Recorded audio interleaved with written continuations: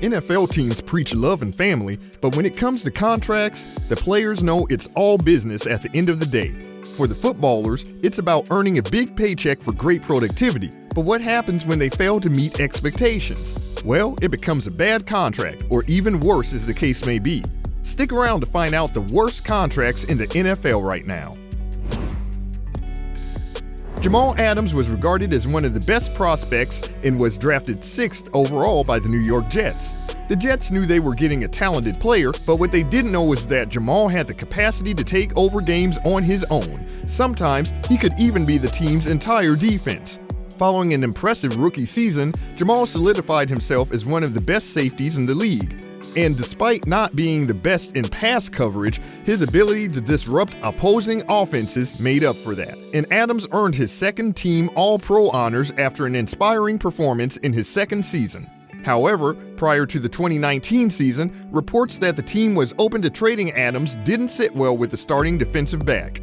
Fortunately, that wasn't seen in his play on the field, as he ended the season with 6.5 sacks on his way to a first-team All-Pro selection. But following contract disputes in the offseason, Jamal Adams was traded to the Seahawks, where he became the highest-paid safety in NFL history after signing a 4-year deal worth $72 million.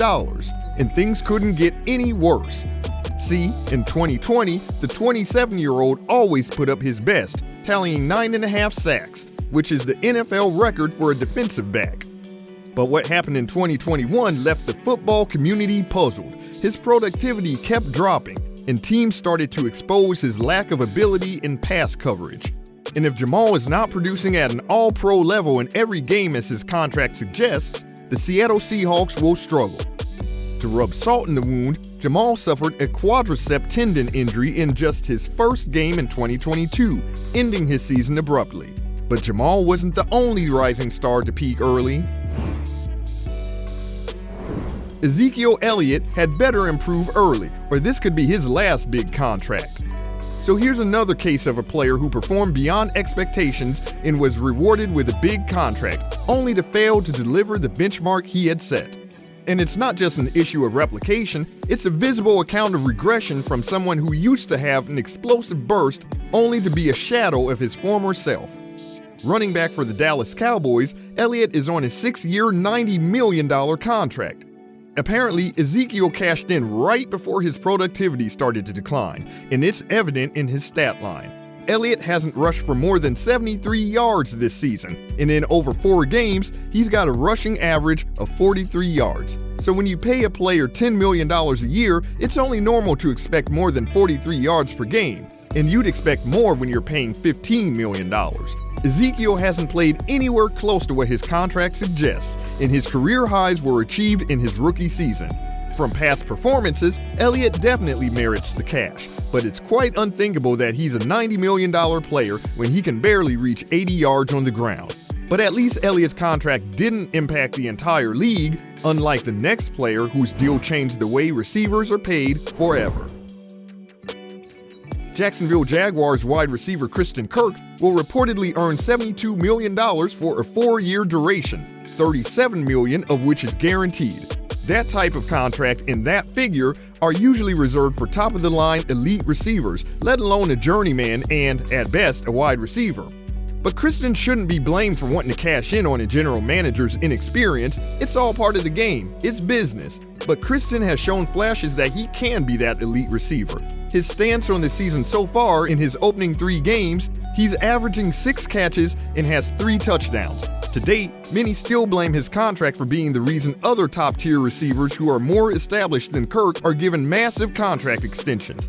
Although he is off to a great start with the Jags, we hope he can live up to his contract. But until then, it remains one of the biggest overpays in the history of the NFL. Apparently, Kirk is only the tip of the iceberg when it concerns overpaid contracts.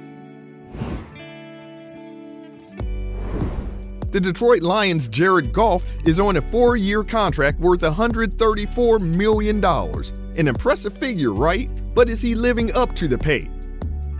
The Los Angeles Rams hadn't had a winning season in over a decade during their mismanaged time in St. Louis, so they knew they had to do something real quick. In 2016, the Rams traded up to the number 1 overall pick in a blockbuster trade with the Tennessee Titans to draft Jared Goff.